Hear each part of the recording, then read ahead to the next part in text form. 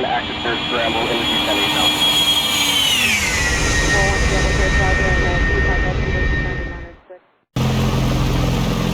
Hello, and thanks for joining me to fly the traffic pattern at Pineville Municipal Airport in Pineville, Louisiana. That's 2-0.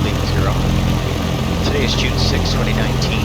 As you can see, we have engines running in our Cessna 172 in position for takeoff on runway 36. Let's go ahead and hop inside the airplane. I've already listened to ATIS and set up the altimeters, and I'm tuned to 122.8, which is the CTAF frequency for here at Pineville. Let's go ahead and take a look at our aeronautical sectional. This is 2-0, and we're positioned right here on runway 36. And to our west is Alexandria International Airport, about 6 miles. Between both Pineville and Alexandria is the Red River, and Pineville Municipal is located right next to Lake Mulo. That's the water that you see behind the airplane. So we're going to take off and fly runway heading, and we're going to climb to an altitude of 600 feet, which is 500 feet HEL. And we're going to begin our left turn to crosswind. And then when we're about a half mile from the imaginary extended center line of the runway, we're going to turn left onto our downwind leg, continuing a climb to 1,100 feet. Once established on downwind, we're going to slow the airplane down to 85 knots. And we're going to be looking at our runway threshold here at 36. When we're even with the numbers, we're going to go ahead and pull back power and add our first flap setting of 10 degrees and begin our descent at about 500 feet per minute. We're going to look back over our left shoulder, and when the runway threshold is about 45 degrees off of our left shoulder, we're going to begin our left turn to base. When established on base, we're going to add our second flap setting, 20 degrees, and then we're going to fly until we are almost even with the extended runway center line, and then we're going to begin our turn to final. When established on final, we're going to add our final flap setting and establish an approach speed of 60 knots down to the runway, come to a full stop, and we'll taxi off, take a look at our ground track, and do a quick debrief. Let's go ahead back inside the airplane. Pineville traffic, Skyhawk 632 Charlie Papa taking off runway 36 for pattern work, Pineville. And full power. And brakes release, maintain runway center line. Airspeed's alive, instruments are in the green. Start to slowly pull back on the oak at 55. There's 60. And we're going to fly runway heading. Nice smooth climb out of about 1,000 feet per minute.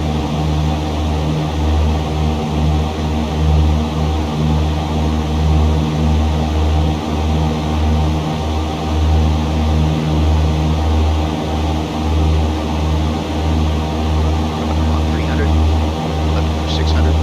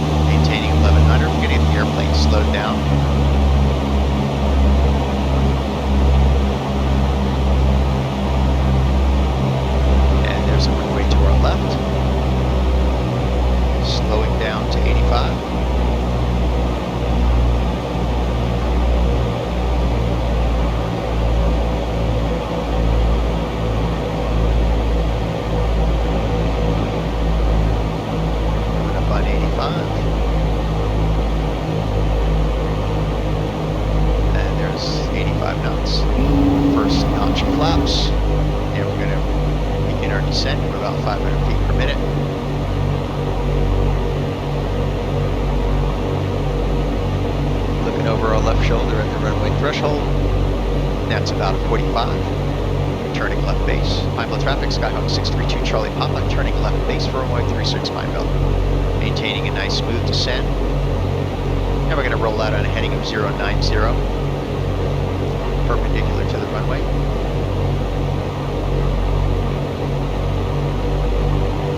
And there's 090. Continue our descent, adding our second flap setting, compensating for any ballooning. Looking at our imaginary extended center line of the runway, continuing our descent. Heading 090.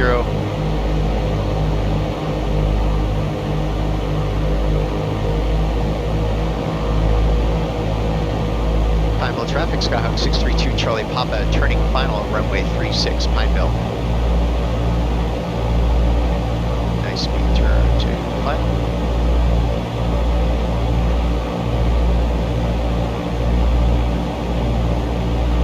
There's the runway. And our final flap setting. Maintain 60 knots down to the runway.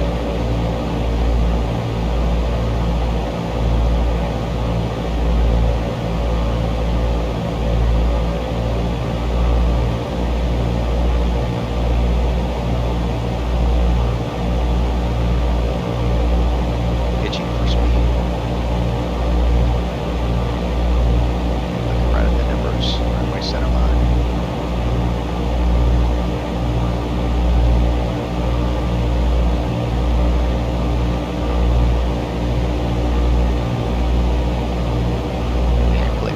Power, flare,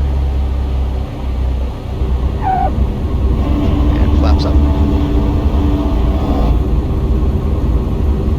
And we'll turn at the next taxiway.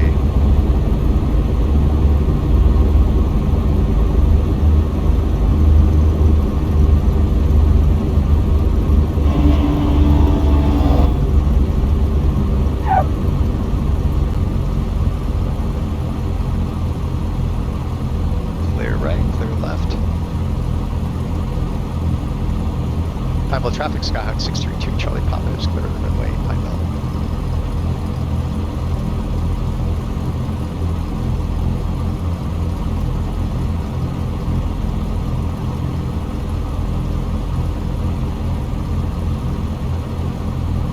And park the airplane right here.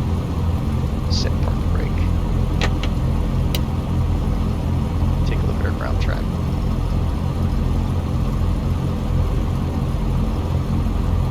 So here we are right now. Here's the runway 36 threshold. So we took off, climbed to 600 feet, and began our left turn to the crosswind leg, continued to climb, and then when we were about a half mile from the imaginary extended center line of the runway, we turned left onto our downwind leg, leveled off at 1,100 feet, got the airplane slowed down to 85 knots, and then we were even with the threshold, runway 36.